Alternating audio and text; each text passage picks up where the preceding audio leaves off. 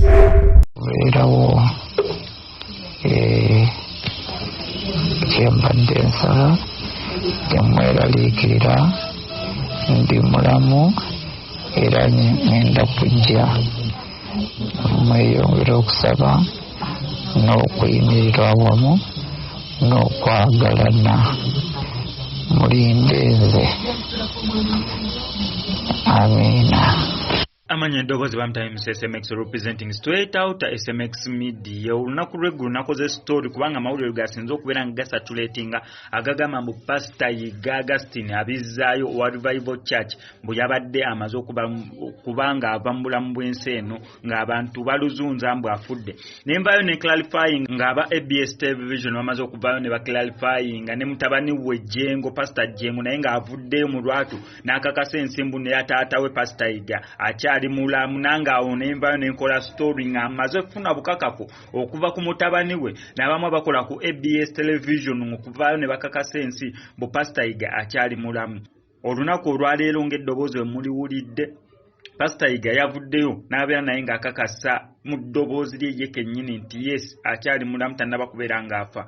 Naye olunaku lw'eggulu ensonga entuufu lwaki abantu babadde baluzunza mu Pastor Yiga afudde gye nabadde nkyali mu kwebuuza nga n'abatuwa clarification mu Pastor Yiga akyali mulamu tebatubuulira nsonga lwaki abantu babadde bagamba bu Pastor Yiga abadde amaze okufa.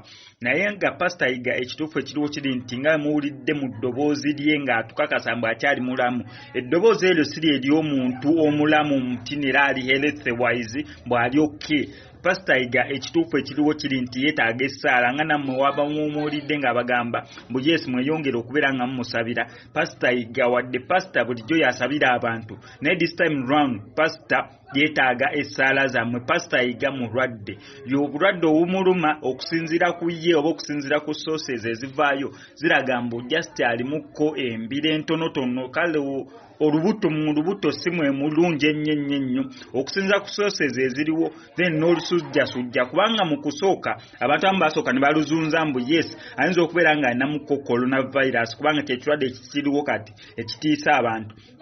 Naye okusinziira ku sources eziriwo ziraga mbu talina coronavirus talina kyekuusiza ku ekyo just alimuko tuwandiise embiro oba goyinza oyita diary okusinziira ku sources eziriwo.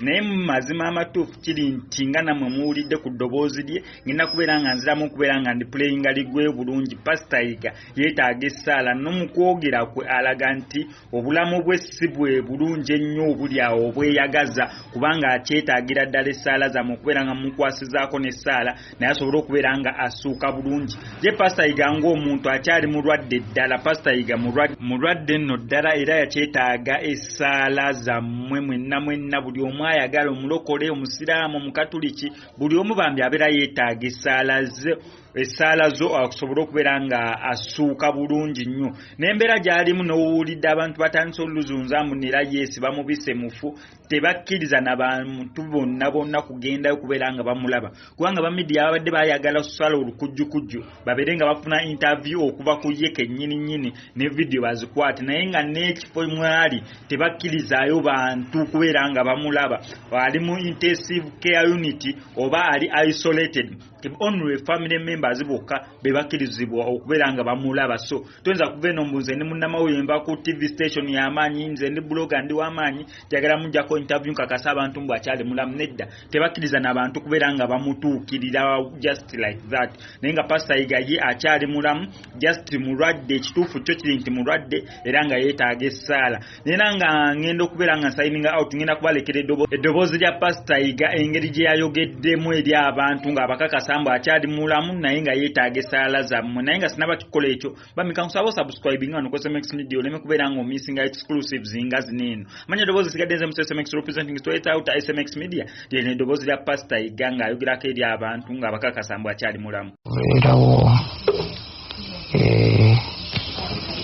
kyembadde nsaba temweraliikirira ndi mulamu era ngenda kujja mweyongera okusaba n'okuyimirira awamu n'okwagalana mulindeeze.